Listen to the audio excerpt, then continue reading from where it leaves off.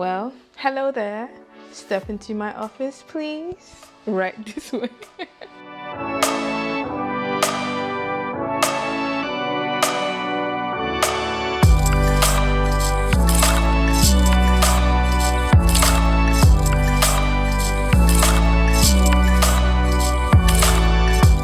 Welcome to my home studio and working space. This is basically where I spend, I don't know, 8 to 10 hours a day doing work.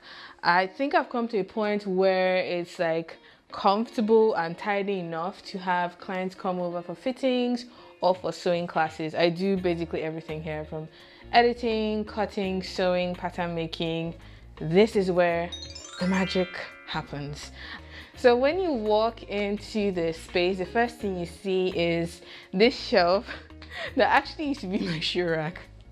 It used to be my shoe rack in the previous place that we lived, and when we were moving, we didn't know what to do with the rack, and I was like, you know what, let's just bring it. We'll find something to do with it, and good thing we brought it with us. So on here I have a pin board on top where I usually keep like designs I'm working on or client measurements or something that I plan to create in the future. Then down here is this wooden head that I use for my sister's bonnet shoot, and I just think it's so cool and it really goes well with the color scheme of the shelf. I also have some books down below. I am a huge fan of Paulo Coelho. I've read like 3 or 4 of his books. I have both hard copy and digital copies. I just find his books so motivating, so inspiring. I have some more sewing books down here. I have some more motivational books down there. And I think those books are for George, but they just look cool and I just thought I should put them there anyways. And then I have my portfolio and our Dyson Hoover down below. So that is this particular space here, and it's the first thing you see when you come into the studio. So moving on to the next area, which is I think where I spend the most time. This is where I edit my videos, and I use this screen, this, what do they call this thing? Keyboard, I mean, this keyboard, and this is where I work. So I spend around 8 hours to 2 days working on like videos, depending on the type of projects I'm doing. So I sit here and I always need a pillow for my back, because I didn't notice it at the beginning, but when you really start to sit for a really long stretch of hours, you begin to have back pain. So I started to put this pillow back here to support my back. I'm too young to be having back pain. I've never had children yet. So just around the corner from the computer screen and this area is where I do my voiceover. So it's this purple thing that looks like a spaceship, like from another planet, but because this room doesn't really have good sound insulation, and when I record without this thing, you can hear like cars driving by and people talking around. We needed something that would be able to like cut off the extra noise and really get my voice nice and clear. So we put the microphone in here and I talk into, is the funniest thing, if you see me doing voiceover, it's literally the funniest thing. I talk into the microphone here while I look at the screen, like with the video playing there, and then I describe what's showing, so that way you hear my vocals loud and clear and you understand everything I'm saying. So this is where I do my voiceover, and I have these headphones. These headphones, I don't even know where they are from, but they are so good. The sound quality of this thing is, you can see how old and tattered it is, but they're really amazing, and I like to put them on to listen to the clips I've recorded so I know it sounds good, and if I need to re-record anything.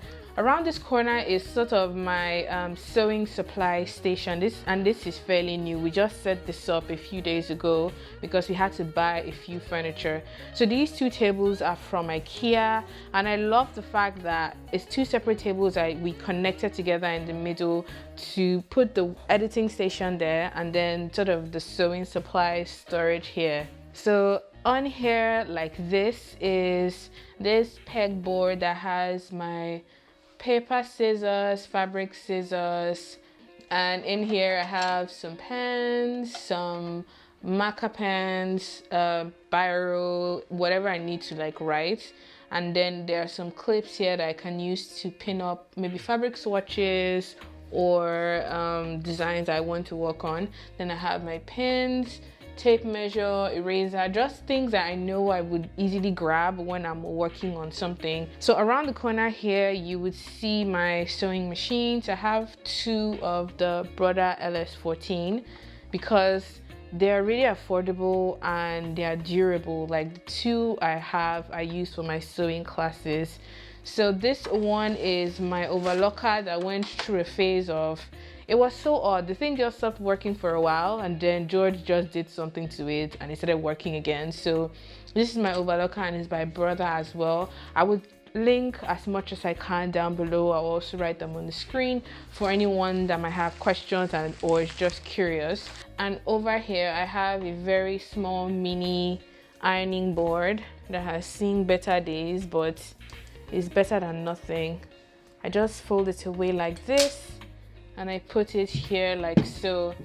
So down here I have my pattern papers and my fabrics stored away in these plastic boxes.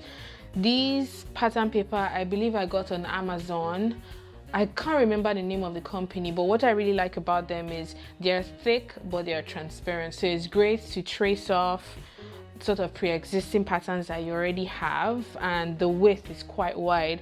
So I have a few. I think I have one that is almost running out. I actually need to buy another one.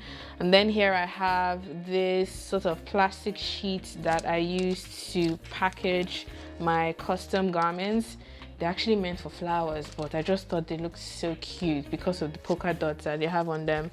And then towards the back I have brown card that I use to do my custom pattern orders.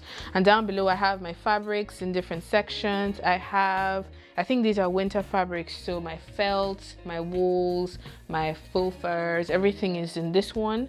And in here are just sort of colorful prints, plaids, Ankara, lace, everything is in there. And then the last box over there has my nets, tulle, you know, all those fluffy fabrics that you normally would use to layer dresses. That's what's in that last box over there. So over here are my mannequins. These two mannequins I got from my uni when they were shutting down the fashion department that they had here in London. So they were trying to get rid of like mannequins, threads, scissors, you know, things that they could either sell or just give to their students for free. So I got this one that has, you know, this foamy material that is normally used to pad up like TVs and stuff. It's on the inside, and then on the outside is a stretchy material that just makes it look nice and neat.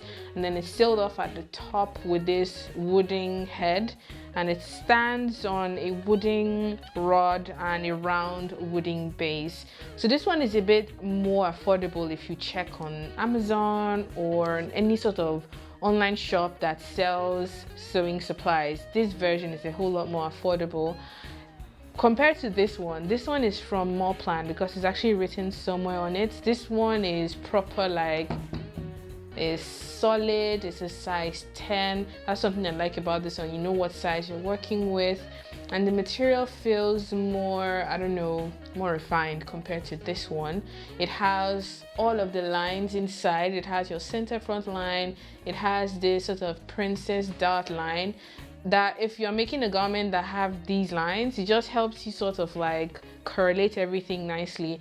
I already have my waistline marked, so if I'm trying on a skirt on a mannequin, I know I have to put the skirt at this point to be sure of the fits on myself or on a client. Over on this side, I have a small storage area, and this shelf is from IKEA, that I'm sure of. The price I'm not sure of. And on the shelf I have my printer, I have my iron, and I have my long metal ruler at the back. In here I just tucked away things I would use for different things. It's not the most organized, but I have my pattern master and set square.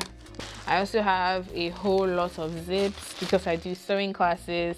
I have threads, some more scissors, I have buttons, and, you know, bias tape, just things that you would need to make a garment look really, really nice. And the second one is, I don't know, it's a mixture of things. They're like packaging materials, business cards, and then sort of documentation, folders for receipts. just a mixture of things. And then on the third and widest level has stock from the shop. It has my cutting board. It has a lot of patterns I've made over the last few months. And then these are the pedals for my machine. I have 3 of them. So we're getting towards my favorite part of the studio, which is this rack that has most of the pieces I've made. I still have a few stored away in boxes and suitcases, but this rack has sort of my favorite pieces. Some things from 2 years ago, some things from last year, some things from uni. Like this black jumper, for example, was a sample that I made when I was in uni. And what I really like about this jumper is that it's cropped, and the sleeve has this detail that you can use to open up this part of the sleeve, or you can close it off and have it like this. I think my thing in uni was having like really voluminous roundish sleeves. I noticed it was a thing that I experimented a lot with when I was in uni. So if I do make a collection, it's a feature that you will most definitely see. I don't know, I like roundish sleeves. This pink pinafore dress, I need to find somewhere to wear this dress to because it's so cute. It's a very recent tutorial. I think why I really like this dress is how clean the finishing was. Even me, I was like, wow, Kiki, you tried for this one. And I love the choice of fabric. It's this lovely pink George, and it's something that you can style all year round depending on what you wear underneath of it. And a few more things. And what I really like about it is when people come into the studio, they always want to, oh, can I look at your clothes? Can I try this on? Like, when did you make this? It just sort of gives them ideas of what they could possibly create. And sometimes they end up ordering extra things that they didn't even want. The tops in the front, I think the tops and the jumpsuits and the play suits in the front. You have the skirts in the middle, and then you have dresses, and then you have outerwear towards the back. So moving on here, I have another light similar to that one, but this is a wide light, and these 2 lights I put around this table. This is where I film my tutorials, so my pattern tutorials, sewing tutorials. This is literally where you see my hands doing the magic. This is the table I use.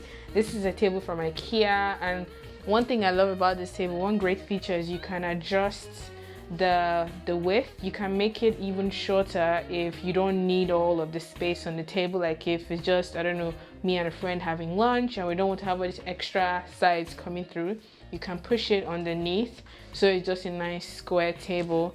So I film here, I have meetings here, and this is also our dinner table, so it doubles up as both family time and work time.